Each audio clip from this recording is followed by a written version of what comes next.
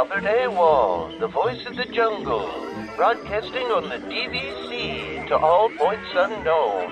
If you're within the sound of my voice, you're listening to Welcome Home Podcast on the DVC.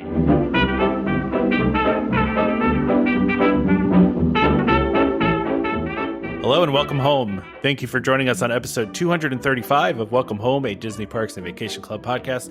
I'm Tom, here with Trevor and Damon. What's going on, guys? Dude, I'm having such a hard time figuring out what I want to do this summer. It's like turning Next into summer, a disaster. You mean? Excuse me? Next summer, you mean? Yeah. Well, this summer, officially over, but not officially over, right? It's officially for travel left. Over. It's still 80 degrees out, yeah. Oh, yeah, I wish it was 80 degrees here, right, Tom?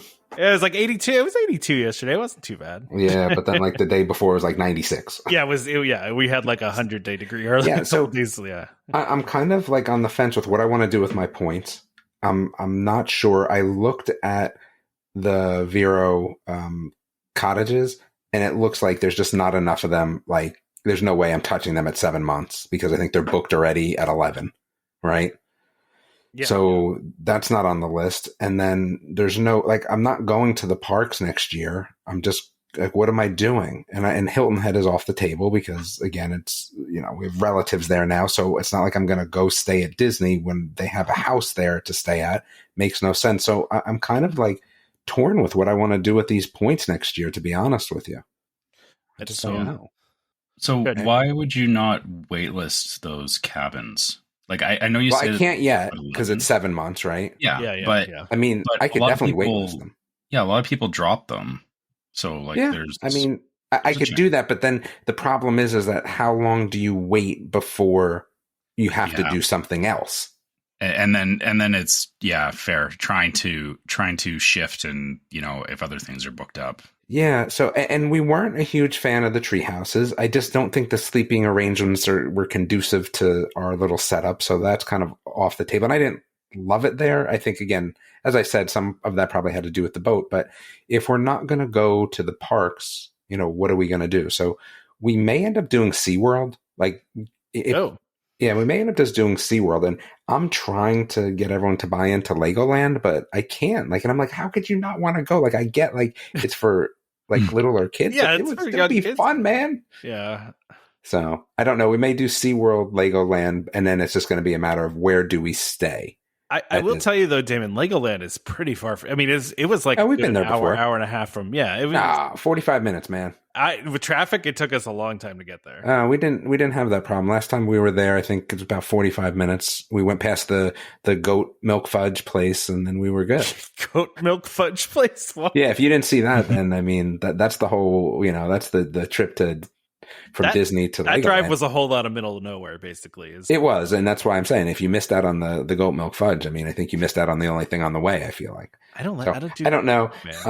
We're probably going to do Dollywood again, but now I'm a little bit torn about when. I thought you were going to do Hershey though. What happened to Hershey? No, dude, you know, so that's the thing. I started looking at Hershey, and it's the same thing as we had with Busch Gardens Tampa. So we've never been to Busch Gardens Tampa. Well, at least my kids have never been. And I was like, oh, that would be great. And you look at the ride list, and it's just not enough for like a casual rider. Like, I think that's what it is. Like, you know, when you go to Disney or you go to even Universal, you have those kind of casual thrill rides. Yeah. And they don't really have that at Hershey. I mean, they have the Comet, but I don't even consider that a thrill ride anymore, right? Yeah. There's just not a lot to do for the people that don't love rides. You should do you should do a combo trip, Damon. You should do Hershey and then go to Dorney Park, which is one of my favorites. Oh, I do not like Dorney Park. You don't like Dorney Park? I no. love Dorney. What? Dorney Park is no. I used to go to Dorney Park every summer when I was a kid. Yeah, and back when you were a kid, it was okay. I mean, I haven't been in a long time, so exactly. So you go tell me who goes to Dorney Park now. Yeah, no. It's not. Yeah, no, thank you. Keep those rose-colored glasses on, Tom. Well, I feel like it's a little bit like Great Adventure. Like, I went to Great Adventure a lot growing up, but I don't think I would go now. It's just a little bit more rowdy. Oh, I get that. And I don't have change, I don't have an interest in rowdy amusement parks. You know what I'm saying? I understand what you're saying. Yeah, I don't know. I never ran into that at Dorney, but you know. Well, yeah, I mean, back in the 80s and 90s, I'm sure you didn't. I mean, Hershey, like I said, I looked at Hershey and I was kind of just like, okay, well, what am I doing at Hershey? I think the problem with Hershey is when, you go in the park and there's some good rides, but they're more on the thrill end. And then the other stuff is just baby down, right? Like, You mean like the observation tower shaped like a Hershey Kiss? well, no, that's fun, but I'm just saying, like, you kind of go in there and you have like, like when you go into the park and you go to the left and up that little hill, you have like the Busy Bees, and it's like you have that whole little section of kids stuff. Yeah, you do. Yeah. Yeah. There's no in between, right? Yeah. I just don't feel like there's a lot of in between. And I looked honestly at the hotel pricing and I was kind of like, yeesh, I don't know. We didn't stay. We did last time I went to Hershey. We did not stay on Hershey property. We stayed at like a hotel like 10 minutes away because it was way cheaper. Yeah, I looked, but there was nothing great. Oh, okay. Yeah. Yeah. I don't think we stayed at like a nice hotel. I mean, this was a long time ago too. This may be like, Yeah, and if I'm going on vacation, I want to stay at a nice hotel. So I'd want to stay at either the Lodge or whatever the spa place is. yeah, Hershey the Hershey Hotel. Hotel and the Lodge. Yeah. The Lodge is really nice too. I mean, that's where we stayed last there time. in like 20 years. So Yeah, we stayed there last time. But again, I just looked at the cost, and that's like, I was just like, oh, yeah, I don't know. And I told you, my kids are they're getting to the point where they're just like, hey, so when we go to Dollywood next time, let's go one less day, and let's do one less this, and let's do one less that. I think that if we went to Dollywood again, we might not go to the parks either and just do stuff. Like, I'm telling you, that Scooby-Doo escape room, there's some other things there that I just are like, seem so cool, but not cool, but like kind of weird, but kind of cool. Like, I don't know. I might do some of that crazy stuff there. Some one and done kind of stuff, right? Some one and done stuff. Absolutely. Just to be like, oh, so I've never been to a Scooby-Doo escape room. I've never been to an indoor 3-person laser tag in the back of a building. Like, I don't know. I may try some of that stuff. I love me. We'll see. But yes, I'm having a hard time with this Disney, but I think what will end up happening is we'll probably book something, a 3-bedroom somewhere at Disney. And then just go to SeaWorld, maybe. I mean, maybe that's a thought. Now, what about renting out your points? Because I've done that before. Yeah. So because you're like you were saying it yourself, is that you're kind of in a place right now where you're not seeing yourself at Disney. Yeah. Talking about like, some of these hotels and the price and everything, wouldn't it make sense to maybe rent out your points? Yeah, that might happen because I really only need points. Again, what we're going to do is the year after that with Epic Universe, I'm going to need at least 1 or 2 days of Disney points because I'm going to drive down, stay at Disney since it's, air quote free, and then go to Universal. So that way I'm not going to Universal and kind of wasting a day being tired or driving. Right. I may even do the same thing where we do Universal and then like at 5:00 instead of driving back home. So I use it as like a day of going to the park and then crash out at Disney for free again and then go home. We may do something like that. So I'll probably need 2 days just in case 2 days to kind of. That's not this next year though. That's the fall. No, that would be the year after. Yep. So this year I could just rent out all my points if I wanted to. Yeah, I don't know. Yeah, I've actually been in the process of kind of calculating whether I should get annual passes or not, right? Because the one day we're going to go in November, it's the one day tickets for Magic Kingdom during Christmas time is like $175 a head, so like for the three of us with taxes and everything, it's like $600. And so at that point, it's like, okay, well, we're going to also go for, 8 days in 2024. So if you're crossing the threshold for an annual pass. Exactly. We can, especially since those one day tickets are so expensive, like it actually really kind of makes it work. So yeah, because I think it was like $100 cheaper to do annual passes than to do the 1 day worth of tickets in November and then the 8 days worth of tickets in May. So I think we're going to do annual passes is what we're going to do, but I don't know yet. I mean, I haven't completely decided. It's also, like $3,000 for 3 of us for annual passes. So, that's a lot. So I don't know. Then, I mean, the thing is also through DVC, you get the merch and the restaurant discounts, right? It's true. So yeah. So the hard part is that like, I used to look at it as like, hey, annual pass, you can save money because of the discounts. But I don't think right now the annual pass discounts are any better than DVC. So no, I think they're usually, I mean, lately they've just kind of been the same. Right? Yeah, they've been the same. Yeah. So it's, it's not even about the discount, right? It's just more about the just saving on tickets, I guess. Right. I'm just trying to help you rationalize getting an annual pass. That's all. Oh, I don't need to rationalize it. I've already kind of decided in my head I'm going to do it. So, Okay. yeah. I just, by the way, I just want to like, somebody was giving me a hard time in the group for the way I say Chapek and the way I say Josh Giamaro, which I'm pretty sure I'm saying both of those correctly. So I don't. Did you see that? Is it Chapek or I've heard it said Chapek. I've heard it say Chapek. I guess you could say Chapek. I don't know. I don't know how you say Diamaro differently. Diamaro? I don't know. I think it was Phil giving me a hard time, and I'm like, I don't think I'm saying anything wrong. I mean, I could be. We all know who you're talking about, and I mean, if Bob wants to come in here and be offended at us, like, he should by all means. Like, I even Googled it to try to find the right pronunciation and couldn't find it. So,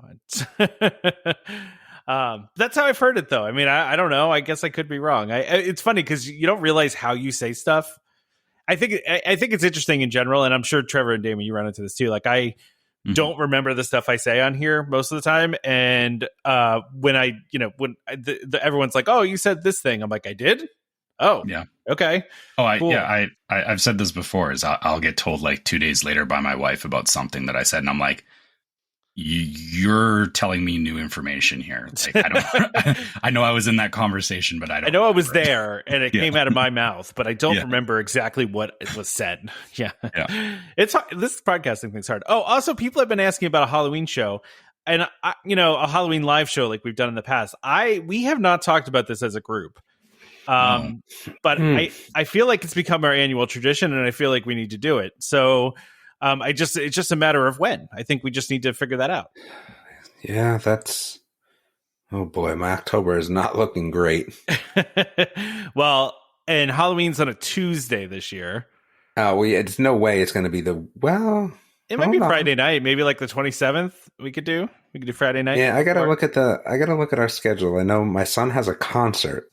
I just don't know when it is. I feel like it might be the 27th. I don't know. I have to look.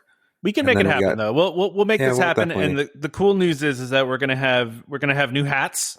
So maybe we can give out some hats on the live show. I don't think they'll be ready by. Oh well, maybe they'll be ready by then. That's a whole. Well, I mean, we don't have to like hand them out, or people get hats after the show. But yeah, so okay, yeah, we could definitely do that. I don't know what I'm gonna do this year. Yeah, I mean, what do you mean? What are we going to do this year? We're going to do the same thing we always do. We're going to open it up and people will join and silliness will ensue. And I haven't even thought about a Halloween costume this year. That's what I'm saying. Like, I don't know what I'm going to do.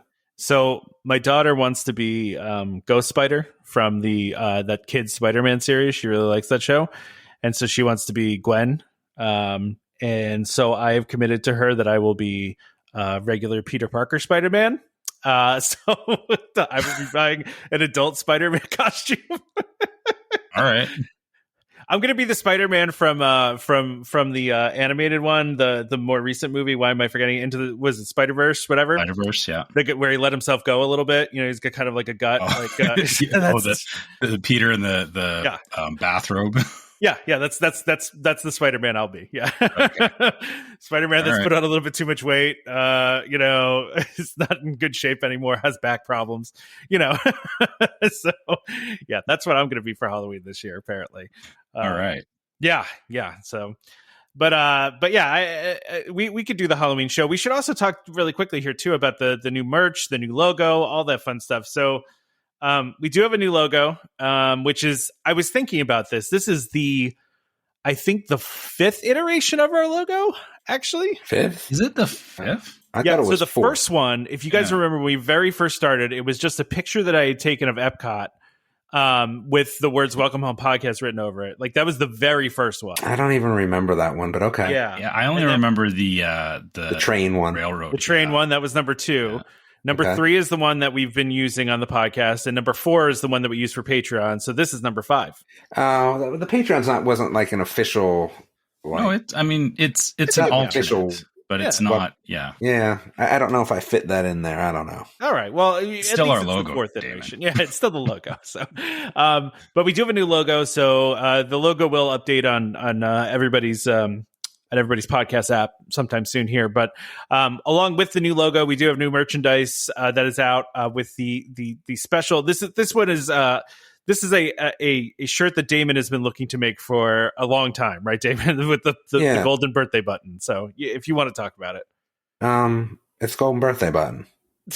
I mean, way to do the hard sell, David. Way to do the hard sell. It was funny because my mom had asked me about it, and like I kind of had to go into this whole big thing. She's like, "Well, what do you mean? Like the buttons that you get at Disney?" I said, "Yes." I said, "The problem is that people like will be like celebrating my birthday 3 months later." And that's where it just gets annoying. I said, there should be this golden button that like you can only wear on the day of whatever event you say you're celebrating, right? Like, yeah. And that should be what you use. I mean, more towards, I would say, birthdays and anniversaries, like things that are single day sort of things, right? Like those are the ones I think it applies to. Like, I just like, oh, happy birthday. Oh, thanks. Oh, so when was your birthday?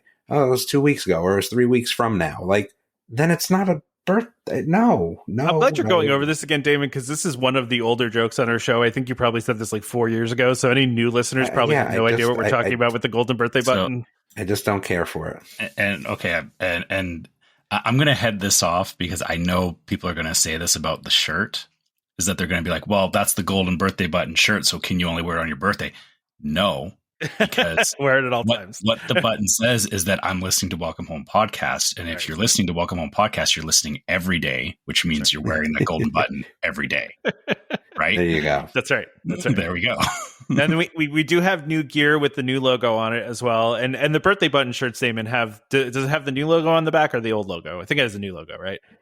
Yeah, I think so. I'm just in the midst now of creating. Someone said something about a fanny pack, and I realized I didn't make a fanny pack, so I'm making one right now as we're podcasting. How's that? Well, and Jeremy has his own special item, so congratulations to Jeremy for getting a special item just for you.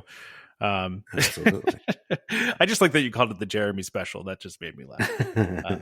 Well, because you know like how terrible it is to do stuff in spring that I was just kind of like, I don't know, like that was my 5th iteration. So I was like, okay, well, I don't even know what to call these anymore. Yeah. So, check out and also, by the way, too, we do still have merch with the old logo. If you prefer the old logo, or if, you just like the old logo better, I guess you can still get stuff with the old logo too. So we're giving you choices. Yeah, there's a lot of choices in the store right now. So it's store.welcomehomepodcast.com if you want to support the show. And listen, all the proceeds of this go towards buying a welcome home boat that we can all, vacation on.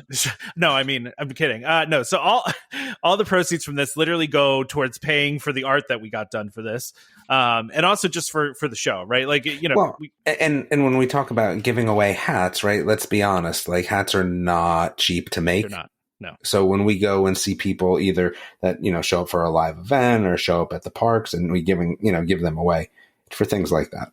Yeah, exactly. So all of that goes towards, giveaways for the show, towards making the show continue to operate and stuff like that. So, it's not like we're getting rich off hats and shirts. So like it's not the case. So we'll just be happy to make our money back on the artists that we paid to do this. So so please, support the show. This is one of the ways you can do it.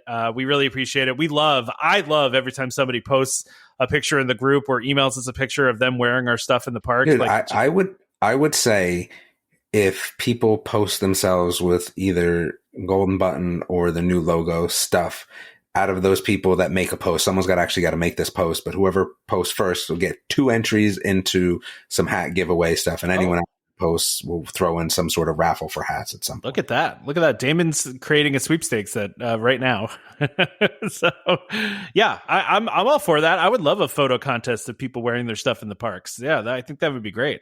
Yeah, I will create anything in the spring store. So like if your pet wants a shirt, just let me know. I'll create a special pet shirt. Like I have no problem with that. We got fanny packs. We got water bottles. Well, now we have fanny packs. So I just created it now while we were live on the show. Well, what about the pickleball paddle though? I mean, do we have dude? Like, no. I was, it's funny. So I'm at tennis this morning, right? And me and my daughter are playing tennis, and it's pretty packed at tennis too on a Sunday morning. So there's 1, 2, 3, 4.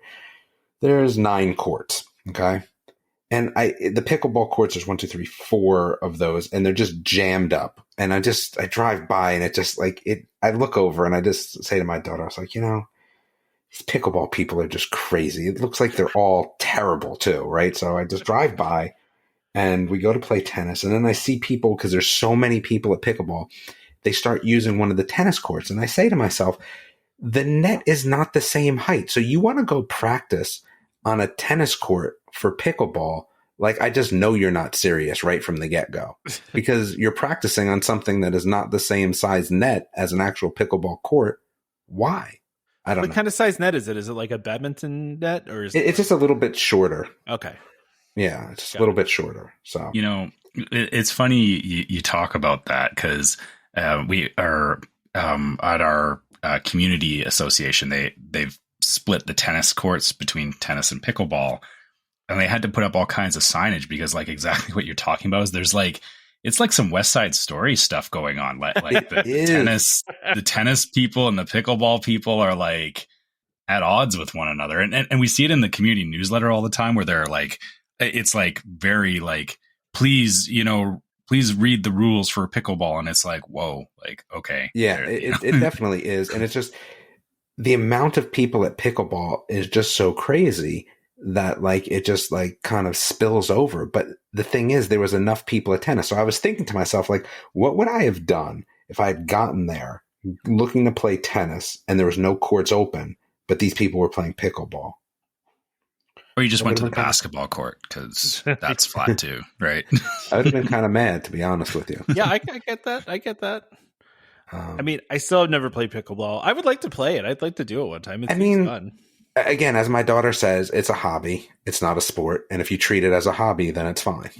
I mean, meanwhile, my daughter started soccer last weekend. And so, it's 5-year-old soccer. So it's just as my sister described it to me. Oh, but there's some good 5-year-olds. Do not get it twisted. You're totally right, Damon. So, but it's mostly just, my sister described it as bumblebees just bumping into each other. And it kind of is that. Yeah. Mm-hmm. So, which, it kind of is that. But you're right, Damon. There are a couple kids that are just way better than other kids, right? Absolutely. But so I was, warming up with my daughter, and I threw my back out, and I was like, this is why I don't do things. It's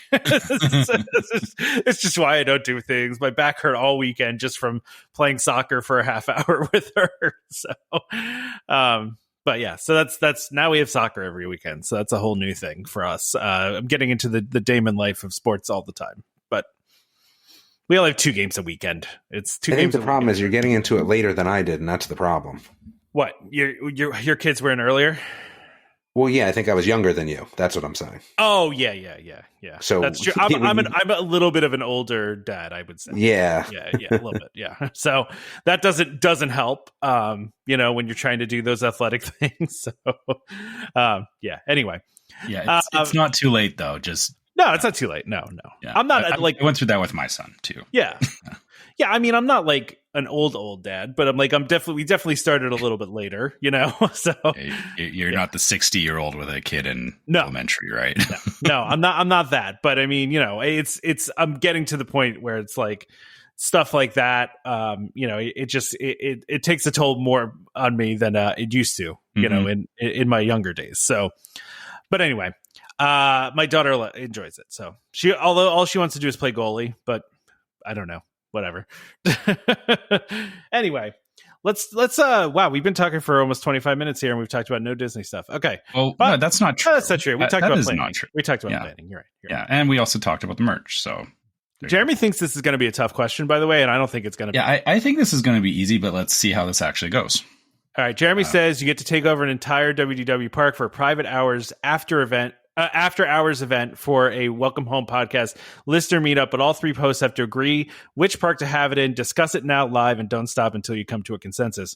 I'm going to guess the answer for all 3 of us is going to be EPCOT. That's what I'm thinking. Absolutely. That's easy. I mean, Magic Kingdom would have been second choice for me, but I would be perfectly fine with EPCOT. I think Hollywood Studios probably would have been second choice for me. Yeah, that would be number 2. Yeah. I mean, but we agree on one, so that's the end of the question. Yeah. See, Jeremy, I think, was hoping that we would just argue about something for a while, but we all kind of love EPCOT, so yeah. And now that Walcott's going away, I mean, that's even more of a obvious choice. I mean, even though I'm not totally on board with this, Moana. Like I just wanted more, but I'm not even talking about the Moana thing. Just the fact you're just talking about the walls in general. The the maze middle of of it, walls yeah. is going away, right? Like, Yeah. That's Yeah, gonna be huge. That's going to be definitely nice, right? Like to have all those walls down and be able to walk through the middle of Epcot again is going to be really nice. So it's so funny with you, David, because like you were like when they announced it and when it was happening, you're like, I all was on very board. excited, but I thought there was going to be like, I thought there was going to be like this one like super cool thing, right? And it just wasn't that. It was just more of, yeah, okay, like that's a fountain. Okay, yeah, that's water. Okay, that's a sculpture. I mean, it's but a bit of a interactive, copy though. paste of Pandora. But I mean, what's interactive about it? Like, I mean, you're doing certain hand signals to make water do things. I mean, that's interactive. Yeah. I mean, I guess, but I mean, Harry Potter was doing that 20 years ago. Like, you know, like I wanted something like, I wanted something like where like it made you feel like you were, you know, like the thing that we saw where it made you feel like you were in an ocean, like you were actually on a ship in the ocean, like, or like you were in a volcano, like something like that. I think would have been a little bit cool. I don't know. For me, it's perfect, I guess, for what they wanted and for where it is and all that. And it works. Yeah. I get it. I just felt like I wish there was something a little bit like, ooh, that's really cool. Like, we don't have that. We just go, oh, Moana's pretty. Like, yeah, it's interactive. Oh, it's relaxing. It's this. And that's fine. But I just wanted something like, oh, well, that's really cool. And I don't think it has that. I don't mean, from the videos I've seen, and I haven't watched like a full walkthrough, but I've seen some videos of it. And I mean, I thought the interactions were pretty cool. Like, you know, like some of the things where people were like waving their arms up, and it was like, you know, bringing like a whole kind of like wave, and the whole thing with the water coming from through above the walkway, and then when you walk close to it, it spreads open so you can walk through like a curtain.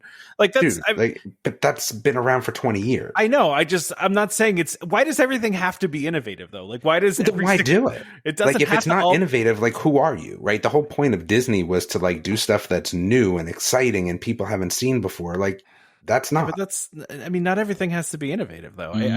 But then why am I spending my money? It's not like Disney's cheap. I want to see stuff that's new. I don't want to see stuff I've seen 20 years ago. I mean, I don't know. I mean, why not just shoot me some non-high def TV and, you know, non-high def movies, right? Like, it's the same thing, man. Just give me something new. I mean, that's my opinion. That's why I think that for me, it's just, I've seen it before. It's cool. And it's Moana. Like, you throw an IP on it and doesn't make it any different. And it's cool. Listen, they do a very good job at doing something from the past, and that's fine, right? Like, I think this is probably one of the better of those things, but it's not new. You literally just said a curtain, a sensor, right? You're talking about a sensor. I mean, like, you're excited for a sensor? No, I mean, that's it. I don't think I've seen that before. So, I mean, I think it's kind of. You haven't seen it. You've never been to the water parks, then, right? Where that happens all the time? No, I don't usually do water parks. Okay. So, yeah. So it's been around for quite a while. I'm not saying it hasn't been. I'm just saying it looks cool. I mean, I'm not saying it's like the most innovative thing in the world. I'm just, you know.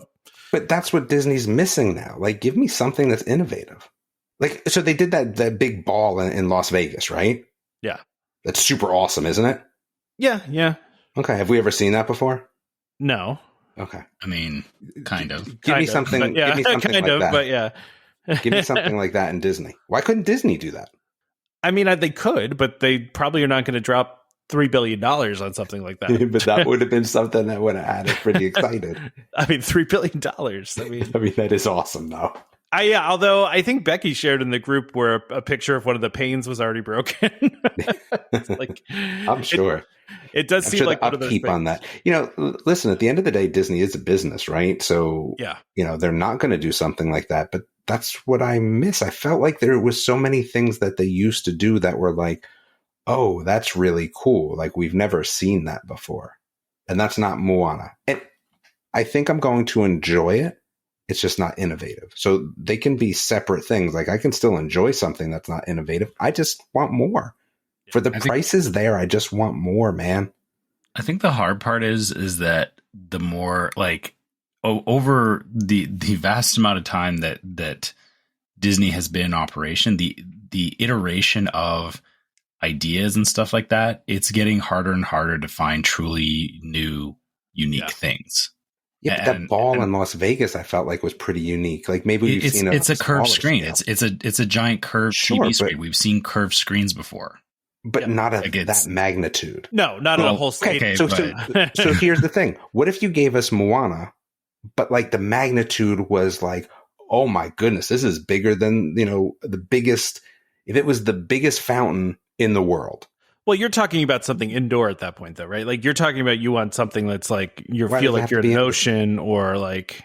But it doesn't have to be indoor. I know, but I mean, they were working with pretty limited. It's harder to control. Yeah. I mean, elements going and stuff. Sure, yeah. But you again, that's how I feel about it. So I'm sure it will be fine, and it is what it is. Yeah, from the people Epcot is still my favorite. So yeah, from people that I've seen that have done it, have said it's really nice and cool and fun. So. I almost see it as just like it's like an advanced splash pad, basically. Yeah, right? I mean, all really I'm seeing is it's a place where I can, walk through there and cool off for 5 minutes because and that's not a bad thing at all. That's not a bad thing at all. Yeah. They need that kind of stuff, right? I mean, like that's good. I mean, because they kind of got rid of those little splash pads. I wonder, have we seen if there's any limit to the amount of people in it once? Yeah, there is a capacity. Yeah. Okay. Good. Yeah, so I saw there was a capacity sign. I think it was like a couple hundred people or something like that. And I saw people, I saw people saying they could see it getting backed up, and it probably will.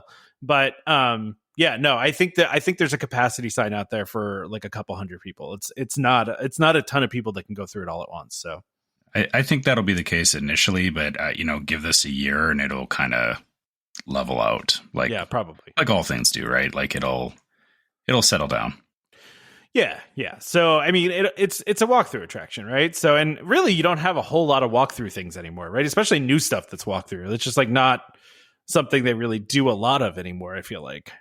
Just trying to... or they try and... you're right. I think a lot of the walkthrough stuff kind of gets absorbed into interactive cues now. Yeah. Seems to be where the energy goes, right? Which, exactly. Yeah, that's... kind of thinking about it now, that's kind of sucky. Because people don't always want to ride whatever ride it is, but you want to experience the interactive queue. So it's like, I agree. There is some merit to splitting them out. I agree. I'm excited. I'm excited to check this out. Like to the point where we were thinking about going when we go in November, going on a Christmas party day and then bailing out, at 4:00 when they kick us out of Magic Kingdom and going over to Epcot to check it out. But I don't know if we're going to do that or not, because obviously Park Hopper is a lot more expensive. And it's already, I think it was going to be like $230 a head for Park Hoppers for that time of year, which is just crazy. To go over for the Moana stuff, or for like, not worth it. A couple hours. Yeah. Yeah, literally, because it'd be for like, we'd be basically paying an extra like $60 for like 4 hours, and my daughter might even be like spent at that point. Who knows? Right. So, yeah. So anyway, let's get into some other things though here. So DVC news: the price of one-time points has dropped. Disney actually did a price cut. Wow, that's weird. But so on the front of this though, they say that there was that option where you could trade in your first, or you could get more money back on a new DVC contract because you basically sell back your first time points. Oh yeah, right? yeah. But they've dropped the buyback on that to $20 a point as well. So it's funny how they haven't just dropped the one-time use points. There's also, if you're planning to sell back points to Disney, which again is not something that I don't think it happens very often, but they're buying back at a reduced rate too, which, I guess that things have to get eaten up somewhere. Yeah. But it's just funny that, when I first read it, I was like, oh, wow, they're actually dropping stuff. It's like, oh, there's the kicker. They're also not giving you as much money if you try to sell back your points. Yeah, it's funny because I kind of forgot that one-time use points had gone up to $22 because like last I remembered it was like $18 or $19. Mm-hmm. But I forgot that like they had increased them fairly recently to 22. So now we're down to 20 point. But, back when it debuted in 2010, it was 15. And then 2017, it was 17, and then up to 19, and now 22, and now back to 20. So it's just interesting. I wouldn't have expected that to go back down again. But For those that don't know, so like one-time use points like are basically just kind of extra points you can buy. Like if you like, maybe you're 10 points short of, hitting what you need to get a certain room, you can basically buy these as just like extra points to use towards that reservation. So it's just a one-time, as it's called, one-time use point. So it's up to 24 points per year that you can do that with. Yeah. So yeah, when they say one-time use, it's not like one time through the contract. It's per use year. Yeah. But you can only do it once per use year and only up to 24 points. So I think it's per membership too. So if you have separate like I have 2 membership members, I think I could probably do it twice, but I'd have to double check that. Don't take my word on that. Yeah. I'm not going to spend money to test that. Yeah. I need to get myself on one membership. This whole 2 membership thing is a pain. So one of these days I'm going to get around to doing that. Moving some points to the right use year and all that. Yeah, just it's such a pain to have 2 different use years and 2 different memberships, and just it's a whole thing. So yeah. Anyway, so I know Damon, you wanted to really talk about this. You're excited to talk about this. So what do I want to talk about? The first look at the neighborhood coming to Cotino, a Storyliving community. Yeah, I can't wait to talk about this, and it will be interesting. Oh, well, we can talk about it right now. This is what we got. Yeah, this is what I thought you were going to lay the groundwork here. Oh, okay. Yeah, I'll lay the groundwork. Well, so we've talked about this before, right? So they announced this probably earlier this year, I want to say, which is basically they're making like a planned community that's like, I don't want to call it Disney themed. It's like Disney Imagineers are designing it, and then they're doing. But it is Disney themed because even the dog park is like Disneyed up, right? Yeah, it's called Laughing Place Ranch. Yeah, true. It is Disney themed, right? It's Disney themed, yeah. Yeah. So this is like a community that you could live in if you want to like live in like a Disney creative place. There's going to be 300 homes. This is going to be in California. And they announced this, like I said, last year. And I'm going to be honest, when they announced this, I thought this was one of those things that they were going to propose as a concept and was never going to happen. But it actually looks like it's happening, which is interesting.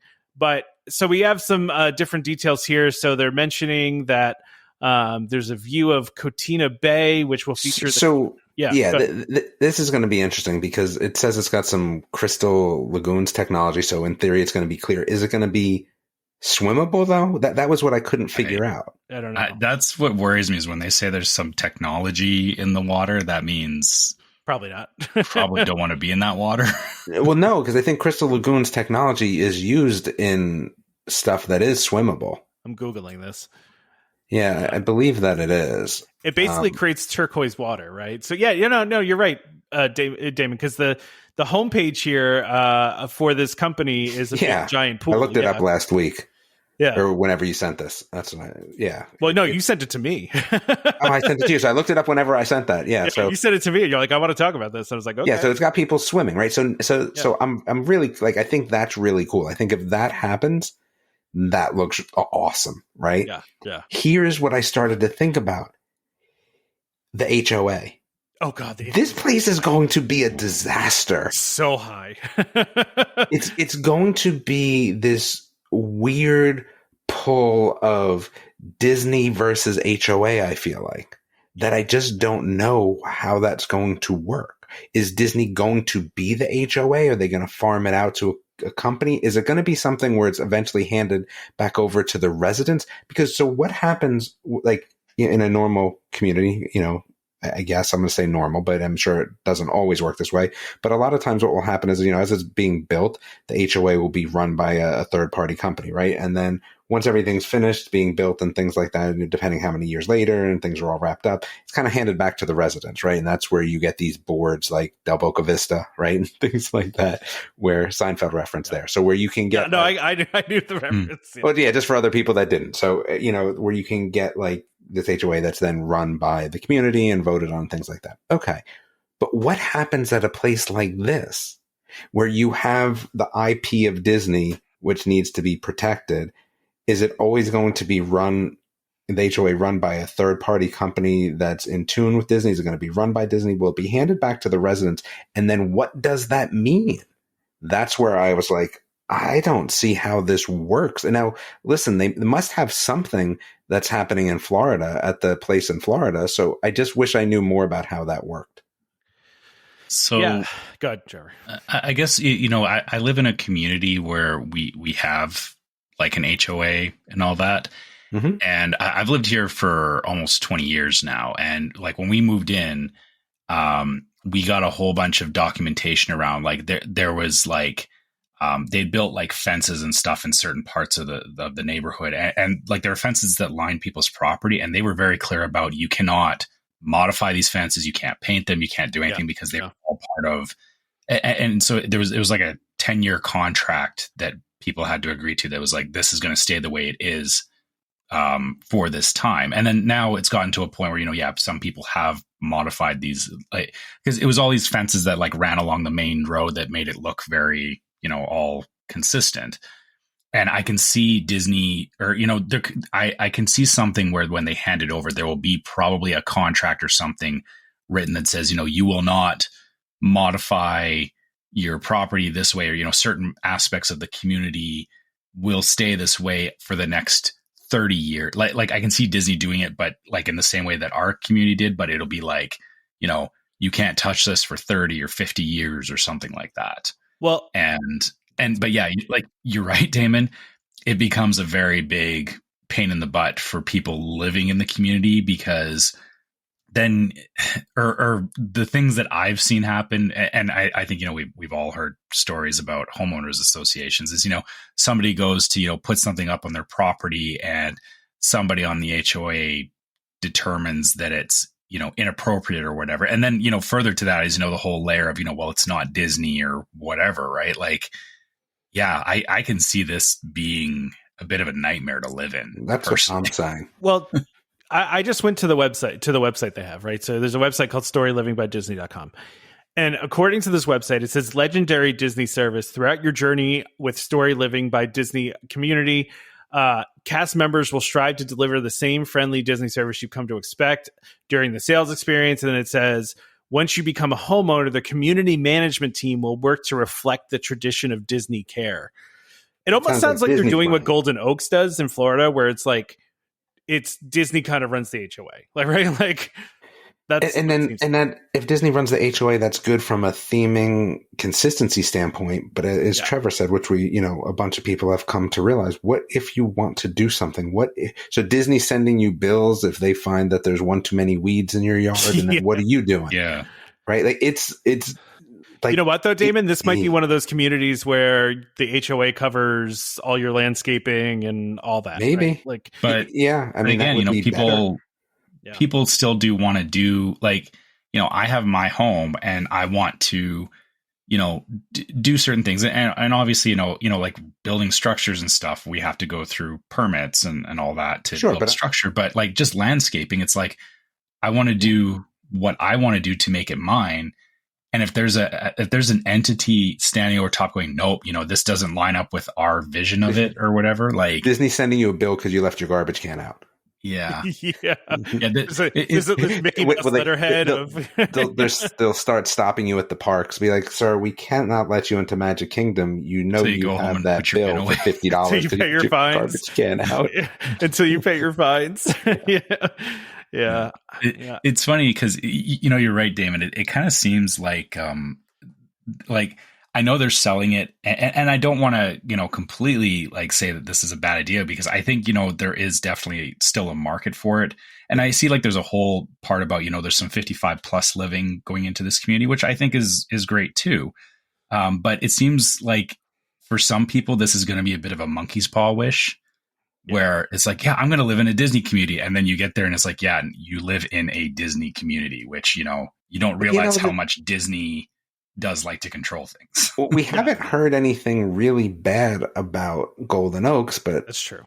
That's the other thing. So I mean, maybe it'll be fine. I mean, I feel like it would be like, because at our old place that we lived at, we had an HOA and they put on events, you did like, pumpkin carving, things like that. Like Disney could really like, oh, they said they're going to do all that. Yeah. Yeah, that's going to be awesome. They're going to have Disney-themed activities all the time is what they said. Yeah, like Disney IP all the time. Sounds kind of cool.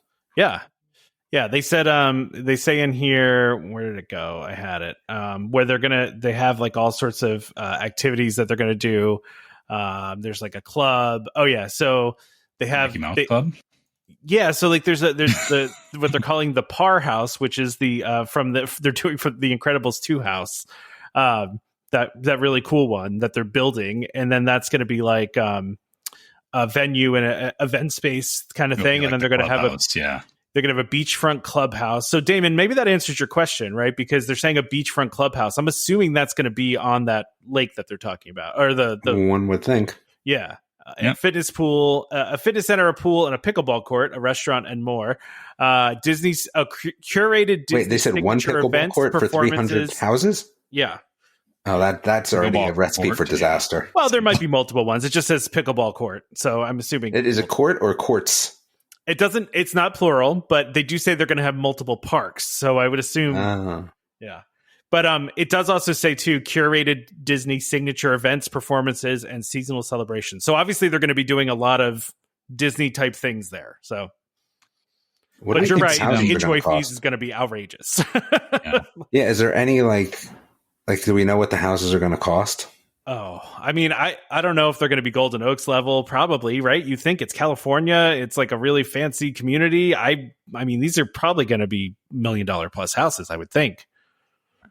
They haven't said though. They haven't said. I'm going to sign up. You're going to sign up? I'm going to sign up. You're going to join the list here? Let us know. Yeah. Yeah, I'm going to join the list here. All right. Well, there you go. You got mountains in the background too. It's really nice. It looks really nice. Bocce ball courts. Hey, I'm gonna ball. Wait, I have to. So learning about the story living by Disney by selecting one of the following options, the Cotino community or future Storyland by, why can't I sign up? Yeah, but it's an either it's or. A one or other. It's not. Why can't I sign up for both? Yeah. Okay, I'm going to sign up for this one and see. Yeah, because I mean, obviously, I think if this one goes well, this is probably just the first of more. You know, I mean, and you could see them doing this in Florida somewhere. I mean, I think, I can see it. Maybe. I mean, they already did it really with Golden Oak, right? But this is at a different price point. But yeah. Well, that we know of, we don't even know that yet. Maybe this will be exactly the same. You don't think that they would take the opportunity to expand into other states, like? Oh, I could definitely see them outside I think of there's Florida, states California. that this wouldn't work in. Yeah. Let's put it that way. Yeah, probably.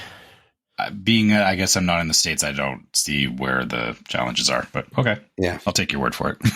I mean, they probably think to themselves that their biggest fans are near the parks, right? So like the states that are in the parks are people that know the parks. But I mean, I don't know. They could probably put them in other places. I mean, Walt Disney himself was going to build a ski lodge. I think what was in Colorado he was going to build at one point. You guys know what I'm talking about? But yeah, I don't remember exactly where it was. I think it was, it was going to be in California. I'm sorry. It was going to be in California. So yeah, I mean, they were going to do other things like this. So it's not surprising to me that they're doing this. But again, this is one of those things that I'm going to wait till I actually see it, you know? Not that I think they're going to cancel it. It just, it just feels like one of those things. Yeah. See what actually comes of it versus what, because there's a lot of stuff being sold here for sure. There's, they're making it sound like, there's going to be this whole town center and there's going to be all these, the artisans beach and stores and a beach and right. Yeah. So, it's not to say that Disney won't do it, but I feel like it's not going to, or if they run into any kind of technical difficulties along the way, you'll get it. And it kind of like any other Disney project is that, you get like a watered down version of it. Right. Yeah. Like budget eventually comes into play and things get cut in. Yeah. Yeah. Like you wanted Disney Springs, but you got Downtown Disney kind of thing. For anyone that's been to both sides, you know what I'm talking about, because Disney Springs is way bigger than Downtown Disney. Yeah. So let's go ahead and do our ad, and then we'll talk about a couple other things. Unless Damon, you have anything else you want to talk to about this or around this? No. Okay. All right. This week we have our sponsor is DVC Resale Market, a World of DVC company who is the leader in the DVC resale industry, with 13 former Disney Vacation Club guides and 3 former Disney Vacation Club quality assurance managers. If you're thinking of buying DVC, browse the largest selection of DVC resale listings anywhere with DVC experts on hand 7 days a week to answer your questions. If you're thinking of selling, turn to the friendly professionals at DVC Resale Market, where over 98% of listings sell within 30 days. In 2022, DVC Resale Market helped over 4,400 families join or add on to their memberships. Go to dvcresalemarket.com/welcome home or call 1-844-DVC-PROS. That's 382-7767. And when you speak to them, be sure to let them know that Welcome Home sent you. All right. So we got some new EPCOT merch. I put this on here. I had to talk about this because I saw this too. I showed this to my wife the other day because it definitely caught my eye. There's definitely some cool stuff in this new collection here. So I don't know if I'd rock this button down. It's a little much for me. I know there are people that are really into these, like, I don't even know what these are called, right? Like, what would you call this? Just a button down, like a Hawaii. It looks like a Hawaiian shirt, but it's EPCOT themed. It's like a cast member shirt, actually. It does kind of look like a cast member shirt. If that's what you're going for, cool. Yeah. But I have to say I like the shirt that the guy's wearing that kind of looks like our golden button shirt, where it has the t-shirt. The t-shirt the guy's wearing that just has the EPCOT, like has Spaceship Earth in the upper right-hand corner, and then on the back has all like the different neighborhoods. Like, that's a pretty cool shirt. I'd buy that and wear that. Yeah. Agreed. Yeah. And actually the sweatshirt the girl in the picture is wearing is pretty cool too. I could see my wife buying that. Although it's one of those spirit jerseys. I hate the spirit jerseys. It's probably $80 too. It's like, and then, this bag, was a Dooney and Burke again? This is a Dooney and Burke, right? Yeah, it is. Basically the same design as the button-down shirt, right? I mean, it's like, I think it's the same print. Yeah, I just don't want Groot on my bag. So it's funny because my wife said the same thing except about Nemo. So she was good with everything else on it except for Nemo. She's like, I don't want Nemo. I'm like, what? Why not Nemo? I don't know. She didn't explain to me. And I just don't want Groot. Yeah. I like the EPCOT tag that's on that bag though. Just that leather tag. Like, get me a leather keychain that I could use that's that exact thing. Just that, yeah, right? Wouldn't you buy that? That's like awesome. Yeah. Like a cool, like embroidered, like EPCOT leather keychain thing. And then what is this Spaceship Earth thing? Is this just like a light up thing? Some cluttery junk is what it is. Lamp. It lights up like Spaceship Earth does, but so it's like they call it a light up figurine, which the intent is you put it on a shelf somewhere and it just collects dust, but just sits there and glows. Yeah. Okay, but is it like the little point lights? Like, is it it's the lights on the outside, right? It's like doesn't just light up like a lamp. It's like the little dot lights, right? Yeah, but I mean, that's cool. Still like a lamp. Yeah. You don't think so, David? I mean, what am I doing with it? Yeah, it's just sitting on a shelf somewhere being a decorative piece. Yeah, it's not. Need a nightlight. Yeah. I mean, for a nightlight for somebody's kid's room, maybe, but who wants Spaceship Earth for their kid for a nightlight? Yeah, it's kind of weird. It's kind of big too. Like it is big, right? Yeah. Mm-hmm. Yeah, it's really big. Like showing it in her hands, like Spaceship Earth is like as big as her head. Like, I mean, that thing is big. I think go ahead. Sorry. I'm wondering if there's a bit of a forced perspective going on with that. Could be. Might be. Because it seems like she's holding it a little further forward, so maybe it's not as big as we think it is. That's possible. I will say if you pushed a button and it played like the whole show that it does on Spaceship Earth at night, like that whole light show, like with the song and everything, I would get it. I think it would be kind of a cool piece to have. I would put that on my shelf. Like, yeah. I don't know, but I don't know what it does. I don't know. It probably just lights up. It probably doesn't do the whole show. To Damon's point, it's also, real estate in the house is at a premium. So, finding a place to put it is probably the hardest part. Yeah, that would definitely be I just pulled it up to see if it was on the store, but it's not. Although it's on eBay. Wait, of course. Wait, is it on eBay? What is this? There's a bunch of others. There's a bunch of different Spaceship Earth things. I'm trying to find. Is this stuff? This stuff is available now, or I think so. Okay, so this is not cool. All right, No, wait, this one's got a Figment one. Okay, wait, is Figment on the other side of this? No. Okay, so this is a different one. This is a different one that I'm looking at. I wanted to see how much it cost and how much it lit up.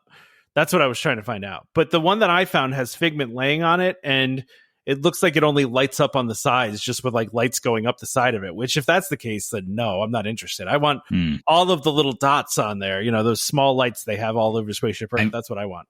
I feel like they're not going to do the little dots. I think what they'll do is the cheap way to do it is that you just have the inside light up, and because you've got the triangles on the outside, it creates that effect of the dots. But yeah, I can see them doing something like that with this, which again would be a little disappointing. No, I agree with that. I get that. Now, the last thing on here is these pins which I will admit, these are giving off a 90s EPCOT vibe, which I'm absolutely okay with. I mean, I think that everything they've been doing lately has been 80s, 90s EPCOT vibe, right? Like they've been really trying to bring back that nostalgic vibe of EPCOT. I feel like it's been more like 80s, like older stuff. This feels a lot like the color schemes are very 90s. Very 90s, I agree. The one thing that's kind of throwing me off is that they added Stitch into the pin set. That is kind of weird, considering Stitch does not appear anywhere in EPCOT. Yeah. It's like they ran out of characters and they were like, I guess Stitch.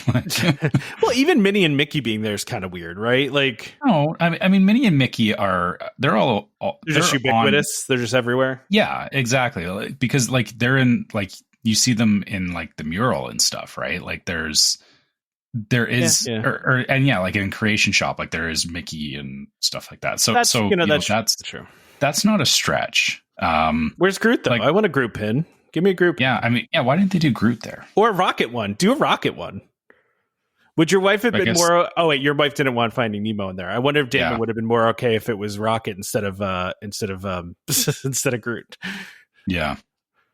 But probably not. You probably don't want a raccoon on your $300 Dooney and Burke bag. Why not? I mean, I would if I was carrying a bag around, but I mean, if you're buying an Epcot bag, you're kind of accepting that that you're getting a certain amount of characters, and Rocket is, and I guess this is or actually I shouldn't even say that, because on the bag they have Groot and they have Star-Lord on there. So it's not that they're drawing the line between Marvel and Disney IPs. It's just a weird, the pin choice is just weird, I guess. So interestingly, it actually says in here, featuring your favorite Epcot characters and a fan favorite surprise character, Stitch. So they do call out that they made it like a surprise thing, I guess. But again, why? Yeah. Like what? Like Stitch, of all things, Stitch is, I think the most you see Stitch is in Tomorrowland, right? Yeah, yeah. So, yeah, I don't know. I feel like it was a weird, and I know they try to phrase it as, here we got you an extra thing, but I feel like the impression I get was that they wanted to make this was this 8-pin set that they wanted to make, and they didn't have an 8th character, and they kind of rolled the dice and came up with. What they could have done is gone old school and done one of the ogres from from Maelstrom, or do that. Yeah, there is other stuff they could have done. It's just they completely left Mission Space out of this because they're just okay, nobody cares about Mission Space, right? But I mean, these are all characters, I get it, but, right? Yeah. So it's all attractions that have characters, and again, on the bag they touch on Guardians of the Galaxy, but in this pin set, no, they've touched everything else. There's Ratatouille, there's Frozen, there's Journey into Imagination, Living Seas. Yeah. So then Stitch.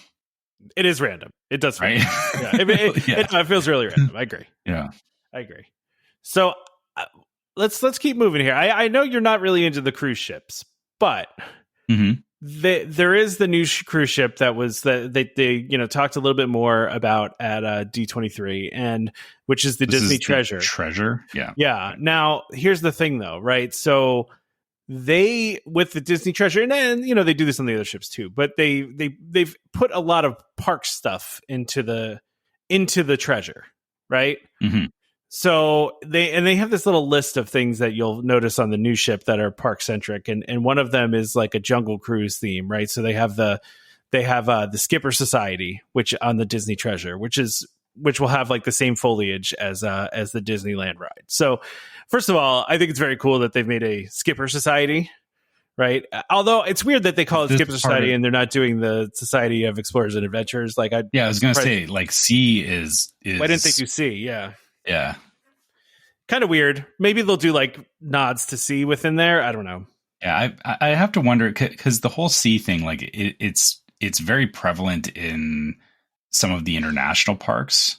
Yeah. And I wonder if they're trying to draw a line between the international and, like, or if it's not that they're trying to draw a line, but, you know, that they're trying to make it unique so that it doesn't seem, or I guess it's easier for them to separate it and have it be its own thing to the North American parks, because they don't know what they're going to do in the international parks. Yeah, right? That makes sense. So I was really excited when, remember a couple years ago, and this was was it pre-pandemic or was it during the pandemic? And maybe it's gotten scrapped since then, where they were talking about they were going to do like a anthology series around like the Society of Adventures and Explorers. I mean, Explorers and Adventures.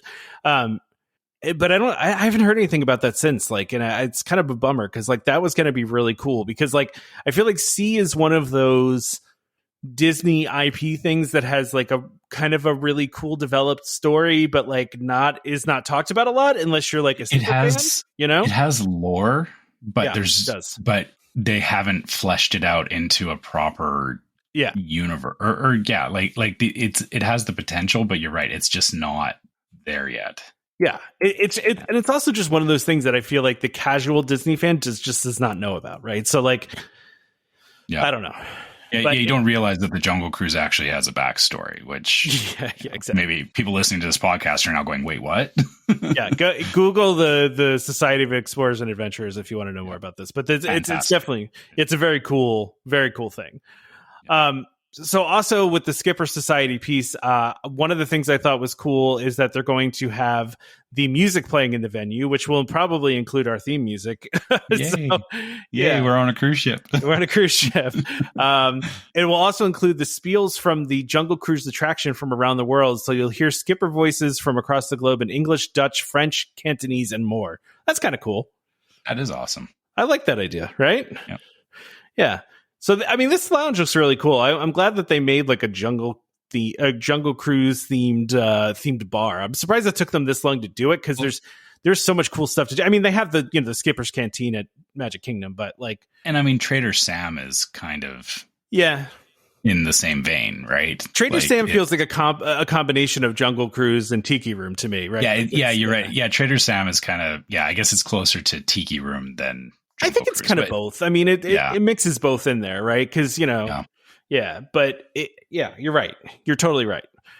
So you do have Trader Sam's, and you do have, the Skipper Canteen, which, you know, I've only been to once, but we went right after it opened. So maybe it's different now, but we were kind of hoping when we went to Skipper Canteen that the waiters were going to have that kind of like snarky, like sense of humor with you, but it was just like a regular waiter. And I don't know, maybe it's gotten better.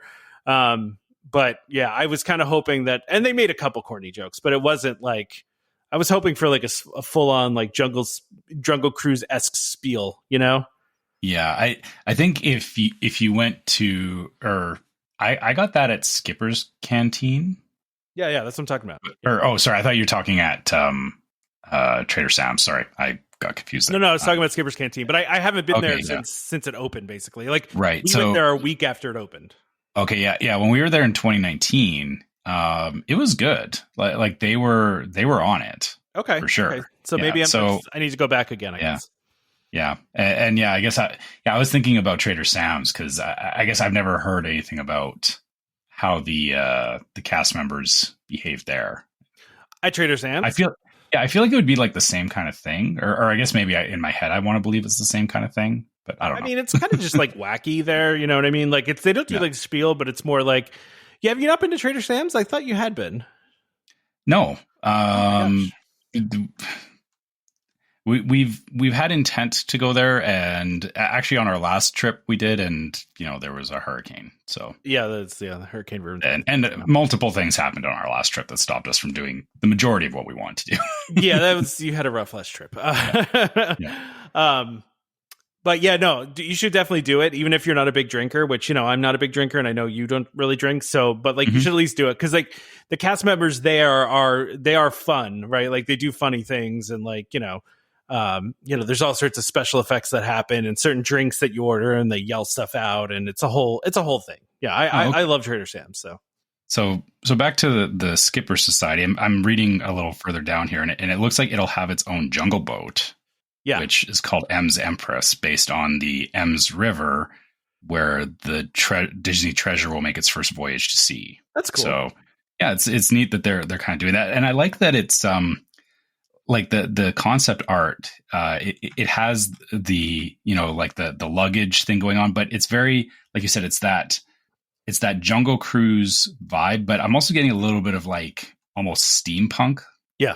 With the bar in the background and everything, which, that makes sense. Yeah, because reading further down here, they're talking about the Periscope pub, which is 20,000 Leagues Under the Sea. Nautilus. Yes. Yeah, that's so cool. I love that they're doing that. Man, again, they're doing they're really going old school with this, right? Like, I would love to go to the 20,000 Leagues Under the Sea themed, restaurant, and they also is going to be like I've read somewhere that they're going to have like an actual periscope in there. I don't know what you can see through it, but so would it be a periscope or I guess it's still a periscope, but it would be going down, like, are you talking like underwater, or would it just be like, I don't know, it's just a periscope. I saw something about it. There's no pictures in it here, but yeah, that would actually be kind of cool if you could like look under the boat, although it'd be kind of cool and disconcerting. Yeah. Part of me wants to see what's under the boat, and part of me also has seen all of those like horror movies where the shark is under the boat. Yeah, I would think it would be above, right? Because like when it's in a submarine, you're like, when you put the periscope up, you're seeing what's above the water, right? So I would think you're seeing what's above the water, but I don't know. Maybe they'll like just feed in like a video feed or something. I don't know. It'll probably be, or you'll probably see like a like a kraken swimming by or something. Yeah, exactly. Yeah, exactly. So I just think that's very cool. And then there's also a Figment thing too. So it's specific to the Tomorrow Tower Suite, which the guests will encounter Figment in a variety of places in the suite. This is obviously a room that I will never be staying in because it probably costs more than my mortgage, for a year or several years. Where is this? This is they have this like one of the stacks on the ship is fake, and so the past two ships they've built these suites into it. So they're like one-off suites, and so they cost like a fortune, but they're like 2-level, like full-on suites. Right. So and this looks almost like the lounge. Yeah. In the Imagination Pavilion or the DVC lounge. Yeah, it's an EPCOT themed suite that's 2,000 square feet. for a cruise ship room, that's crazy. That's a lot of space. Yeah, that is a lot of space. And then it sleeps 8. It has an elevator inside it. So yeah, that fixture. Yeah, like that fixture in there is amazing. So until I hit the lottery, I'm never staying here. So pretty much, I think even if I hit the lottery, I wouldn't pay for it. I can't imagine how much this would cost. We need to make some friends that have access to things like this. Yeah, let me. I just want to see like how much the Tower Suite on the Wish costs. Oh, $30,000 for single cruise for the one on the Wish. Sweet. So yeah, if anyone wants to hook us up, I mean, just let us know. Although Inside the Magics is 21,000, the slightly more reasonable. Oh wait, that's just for two adults. Never mind. So, oh man, yeah, $30,000 is what I'm seeing. Which listen, if you're splitting it amongst 8 people and you have a lot of money, I guess it's not terrible. I don't know. It's a lot of money. Yeah, that is a lot of money. Yeah. So anyway, I just think this is kind of cool. Some of the stuff they're doing on here, especially that they're putting a lot of the park stuff into it. Not that they haven't been doing that, but like this, it seems like they specifically decided to do more park stuff here. So it is nice that, like, you know, being Disney themed is one thing, but actually like kind of tying the Disney parks into it, you know, just because it further extends. I know a lot of people, you know, say that they'll go on a Disney cruise and then come back and then go to Disney World for a couple of days and stuff like that. Yeah. This is just further keeping you in that bubble, right? Absolutely. Like, yeah. Absolutely. Yeah, I think it's good. Yeah. Do you want to talk about this Disneyland Paris hotel, or should we just skip off and go to food? I mean, yeah, it is in Disney Paris. So again, a place that I don't know if either of us are going to go there anytime soon. I mean, it looks absurdly fancy. Like it looks nicer than the Grand Floridian. Yeah, I was going to say it looks like an even fancier Grand Floridian. Yeah. Like it looks like I feel uncomfortable here, like I do in the Grand Floridian. So yeah, I don't want to touch any of the, like, the beds. The bedding looks like, you know, looks like somebody ironed it. yeah, like you shouldn't be touching it. yeah, that's 100% true. Like they are very beautiful suites, though. Like, oh my gosh, like, like crazy. Like, I mean, yeah, it looks like a palace. It honestly. Really does. Like it's this one that has the chandelier in the middle of like the living room. My God. Mm-hmm. I mean, I don't know how much that room costs, but it's probably a lot. And then is this look this up? This is the this is a 5-star resort, by the way. So yeah, I'm looking at the restaurant, which again looks just crazy fancy. Like, yeah, absolutely. Wow. Yeah, let's see here. I want to see what the cost of one of these rooms is here. Rooms and suites. All right, let's see what we got here, Trevor. So the Castle Club rooms. Oh, and then you have the Rapunzel signature suite. Wow. Okay. Oh, I want the Royal Elsa suite. You can't. Is that the one with the chandelier in the middle? Yeah, that's the one with the chandelier. Yeah, that's the one with the chandelier in the middle. Yeah. Yeah. Oh man. Wait, that's a pool. That's a pool? What? So okay, further down where I thought it was a table. Where it says tailor-made luxury experiences, the picture right above that. Oh my gosh. That's a pool. That's pretty amazing. Yeah. Wow. Yeah, let's see here. I mean, this place, it's far too bougie for me. It's too, yeah, man. That's what I'm saying. Like this might be a little bit too much for me. I couldn't stay here. I'll be honest. I feel uncomfortable. Yeah, I would just like sit politely in one of the chairs and not touch anything the whole time I was there. Oh man. So let's see. You know what though? Like, okay, this is actually not terrible for just like a regular room there. So for one night there and 2 days of park tickets for 2 adults is $1,163 US. So that's not terrible. That's not actually not bad. I mean, that's just a regular room though. So right, but I mean that's still on par with some of the deluxe resorts. But then yeah, you're right. Getting into these rooms. Yeah, I'm trying to get to that. I'm trying to get to how much one of those rooms will cost. That's what I want to figure out. They don't like let you get there until later. So like they're trying to hide how much it costs. Mm-hmm. Yeah, they don't put that up front for some reason. You know what though, Trevor? Okay, hold on. So the deluxe room is only $1,800. I mean, not terrible, but I can't find the suites. It seems like it's not something you can book online. Maybe something you have to call for. So right. Yeah, to book other room types, you have to call. There you go. Of course. There you go. Yeah. And I mean, the other thing, too, is that this is a flight to Paris. There's also that. Yeah. Listen, my wife and I have as our entire bucket list currently consists of going to every Disney park around the world at some point. Mm-hmm. Right now, that's not going to happen until later in life when my daughter goes to college or, when we're retired or whatever. But our long-term goal is to go to every Disney park at some point. So, it's probably something we will do at some point, just not anytime soon. My daughter's only 5, so I've got at least another 13 years or so before she goes to college. So then maybe we can think about going.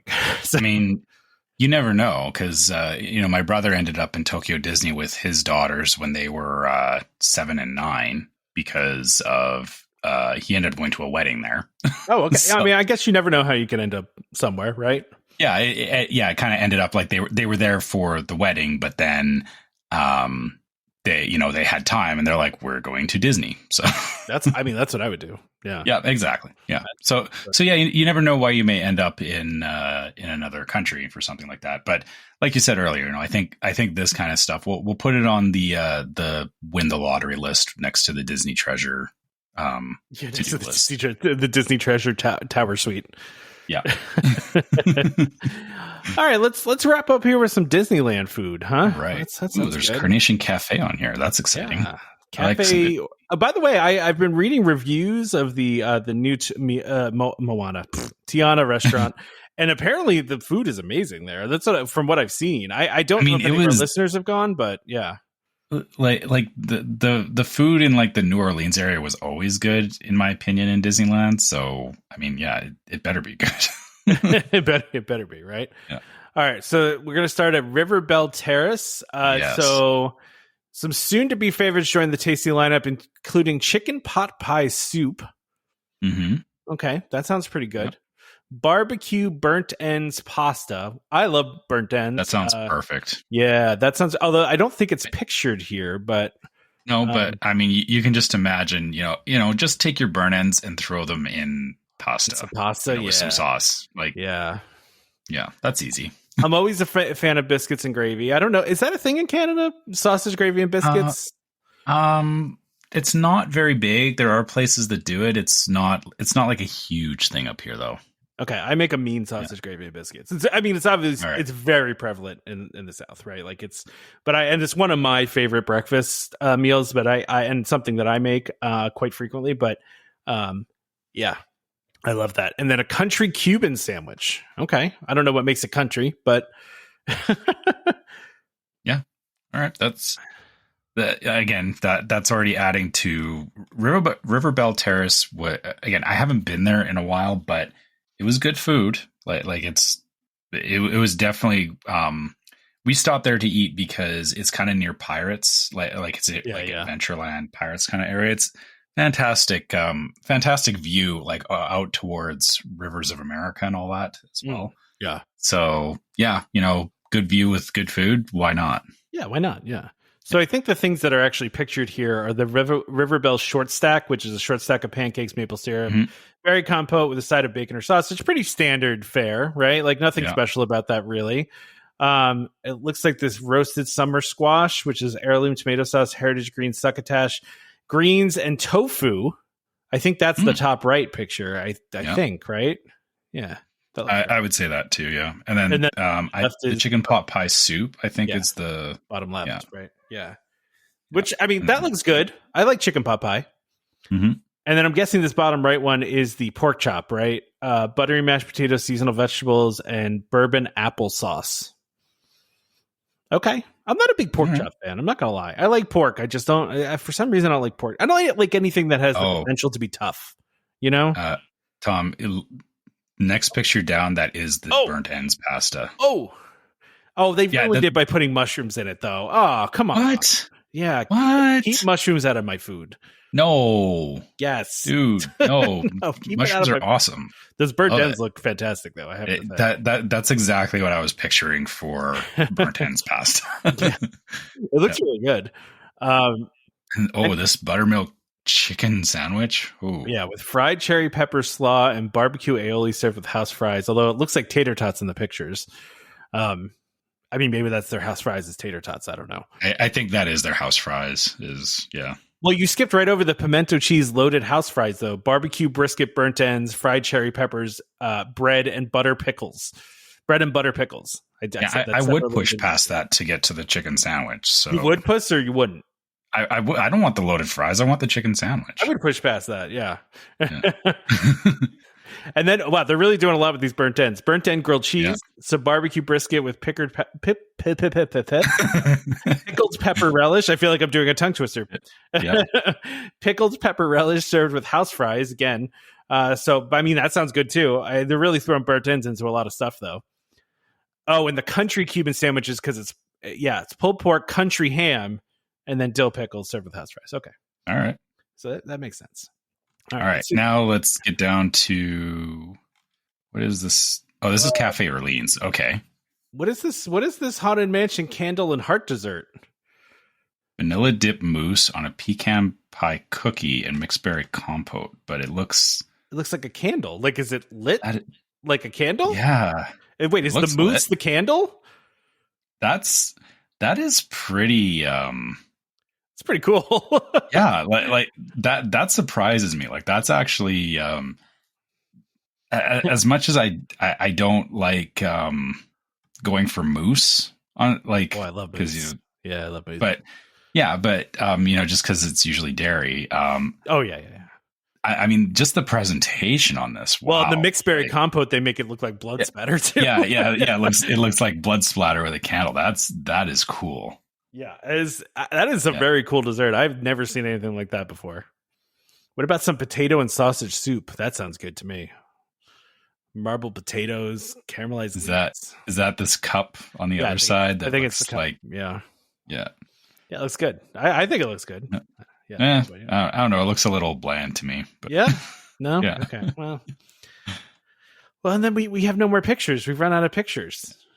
But they do have some Carnation Cafe stuff. Yet no pictures. Walt's chili cheese omelet. Yeah, we got. Yeah. They like doing that Walt's chili thing. He loved his canned chili. It's big. Yeah. Peach pie margarita. Okay, sounds yummy. And they put a veggie skillet on here, which it's funny that they say it's a veggie skillet, and the first thing they say is 3 cheese eggs. Yeah, well, I mean, they didn't say vegan; they just said veggie, my friend. but you assume if it's a veggie something, it's it doesn't come with eggs. I don't necessarily. I only assume that if it's vegan, right? But I feel that's a little misleading, especially when they lead in right away with here's our eggs on a veggie skillet. Yeah, no, I get it. I get it. Who doesn't like some good eggs, though, Trevor? I mean, come on. Now you have to admit, so they have some new drinks here. The first one, the orange creamsicle. I'm always up for anything creamsicle flavor. Sprite, candied orange syrup, and cream topped with a candied orange slice. Yeah, it's not alcoholic too. Like that's fantastic that you can get more than just like soda. Yeah, no, I agree with you. That sounds kind of delicious. Yeah, and I mean, Carnation Cafe is like, I know it's one of my wife's favorite places to eat when we go to Disneyland because it is, like you said, it's like Walt's cooking, like it's all his favorite kind of stuff, and it's very like just like comfort food. I put it in the same space as like Primetime. Okay, or 50s Primetime because it's that like same kind of cooking, right? It's just kind of like comfort food. It's not anything fancy. It's yeah.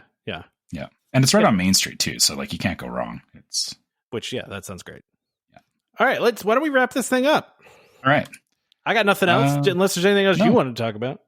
No, I mean I think we've talked about a lot here. Can I just really quickly just go Chapek, whichever way I'm saying it wrong. I want to know the people that it annoys you. I'm just going to say it a bunch now. Please break it down and tell us which one was the right pronunciation. Diamaro. I don't know. All right. I don't know either, man. I say Chapek. I think I always heard it Chapek. That's what I always heard. Yeah. So, and I thought that's the way I always said it, but maybe I say Chapek. Yeah, who knows? It's a caramel situation or a pecan situation, aluminium. Oh, I listen, I love aluminium. Sounds way cooler than aluminum. I mean, but to our British listeners out there,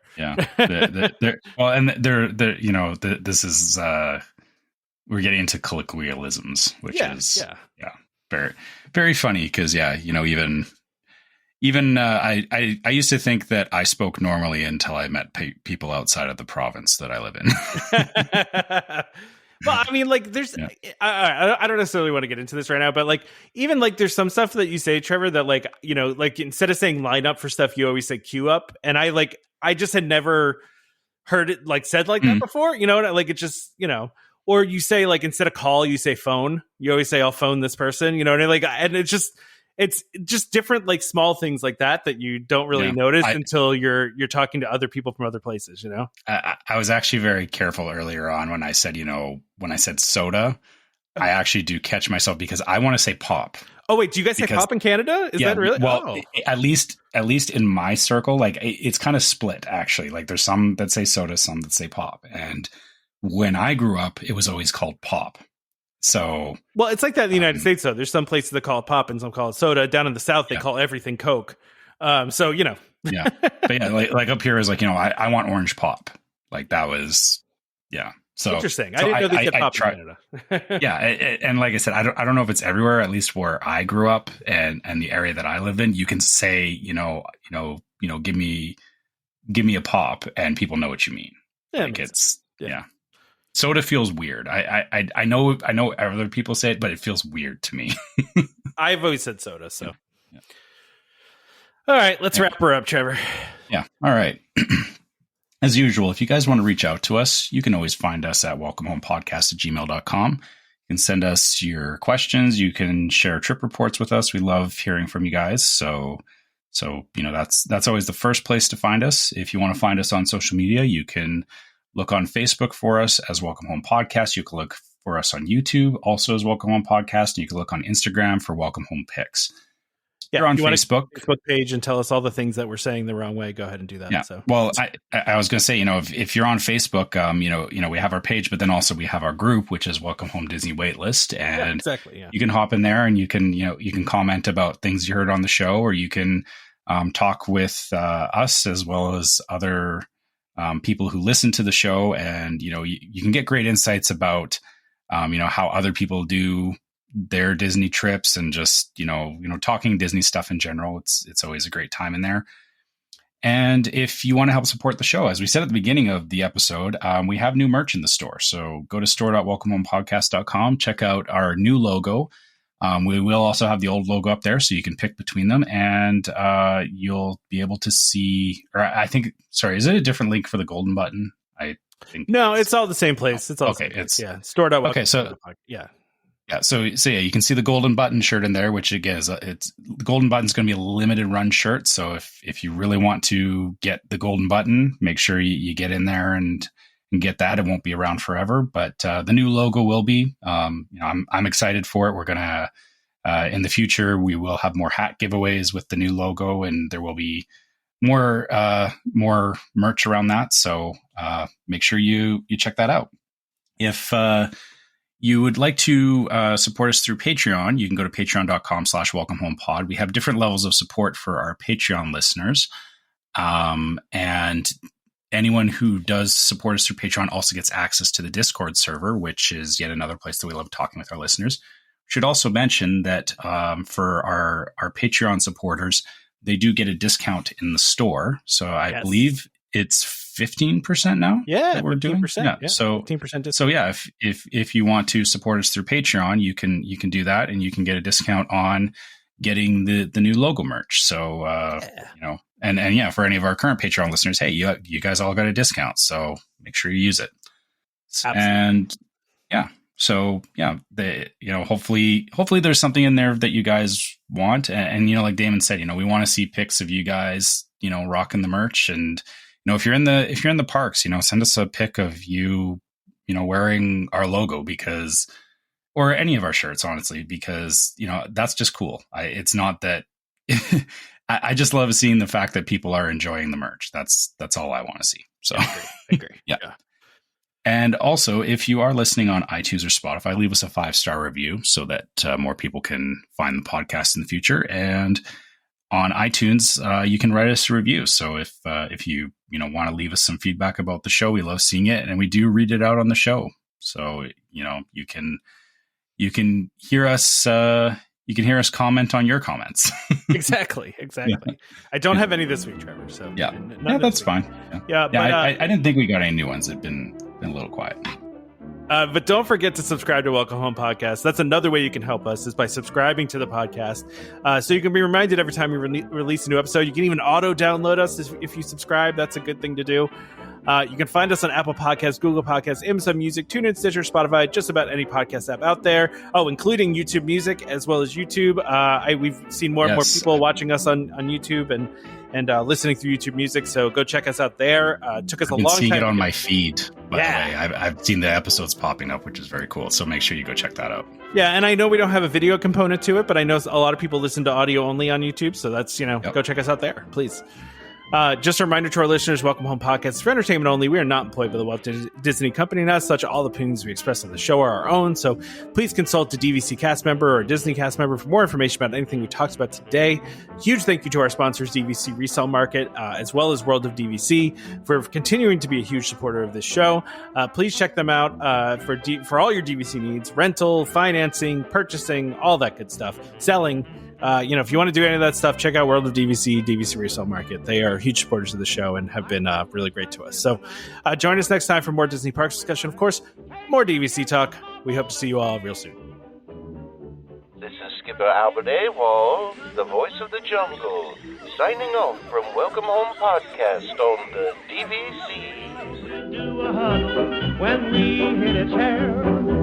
How she can cuddle is no man's affair. I looked around from pole to pole, found her in a sugar bowl.